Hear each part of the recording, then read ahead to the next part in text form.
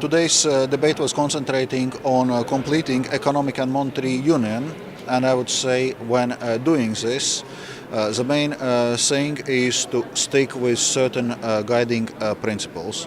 First, to ensure that our work on completion of economic and monetary union is allowing to regain the process of convergence, of economic and social convergence within economic and monetary union.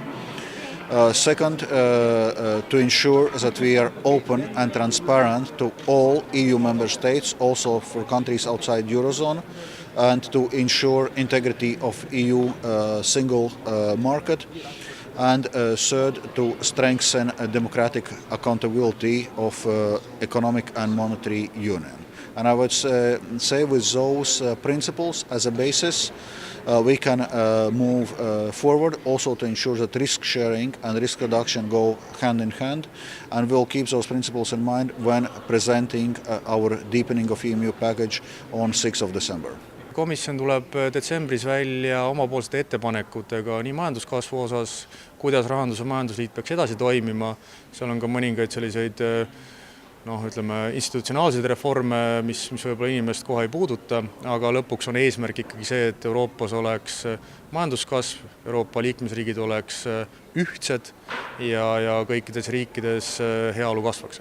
Kui me vaatame viimast paarikümmend aastat, siis mis on Euroopas hästi läinud, mis on toimunud, rahapoliitika on hästi toiminud ja finantssektori lõimumine on süvenenud ja kus probleemid on tekkinud, on esiteks siis eelarve tasakaaluga, et valitsused on väga palju raha kulutanud ja teiseks siis struktuursete reformidega tegelikult majanduskasv on üsna aeglaseks jäänud. Nüüd väljakutse on nendes kahes viimases valdkonnas siis fiskaalpoliitika ja struktuursed reformid ja seal on tegelikult nüüd praegu kollektiivselt otsitakse selliseid võimalusi, et kuidas ergutada, stimuleerida majandusreforme, aga ega neid lihtsaid lahendusi ei ole. Tihti niisugused väga tehnokraatlikud lahendused ei ole ka jätkusuutlikud. Nii Eesti Panga kui ka OECD, siis Ardo Hansseni ja Mari Kiviniemi ettekandel olid hästi sarnase sõnumiga parlamendi liikmetele, et riigid peavad tegema edasi reforme. Jah, need ei pruugi lühiperspektiivis tuua poliitikutele hääli, kuid need on vajalikud selleks, et riigi rahandus oleks jätkusuutlik, et majanduskasv oleks kõrgem, kui ta on praegu. Et see oli nagu põhisõnum tegelikult mõlemast ettekandest ja ma arvan väga selline kaine ja ratsionaalne pilk. Eelkõige on vaja struktuurseid reforme läbi viia, et praegu euroala majandus on tema jõukohaline kasv on umbes mingi 1,2% aastas, mis on tegelikult väga madal. Me ei peaks sellise asjaga leppima. Praegu probleem ei ole ebapiisavas nõudluses, vaid just, et see majanduse kasvupotentsiaal on nii nõrk. Well, I would say all in all, it concerns both Eurozone and EU. We see that our economies are back on track, so we are in a fifth consecutive year of economic growth. All 28 EU member states are back to the economic growth.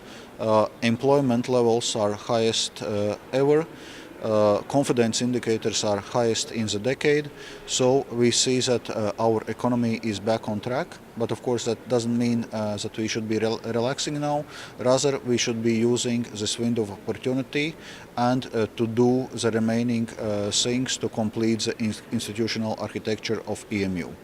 Me oleme tegelikult päris tükk maad paremini teinud, et selles mõttes, et erinevate näitajate järgi meil on tegelikult päris palju reforme läbi viidud, meil see keskkond on päris hea, nii et meie peame kindlasti oma puhvreid hoidma ja looma selleks, et kui tuleb mingisugune vastulöök ja Eesti on väike avatud majandus, et siis me suudaksime edasi toimetada, nagu me suutsime ka aastal 2009.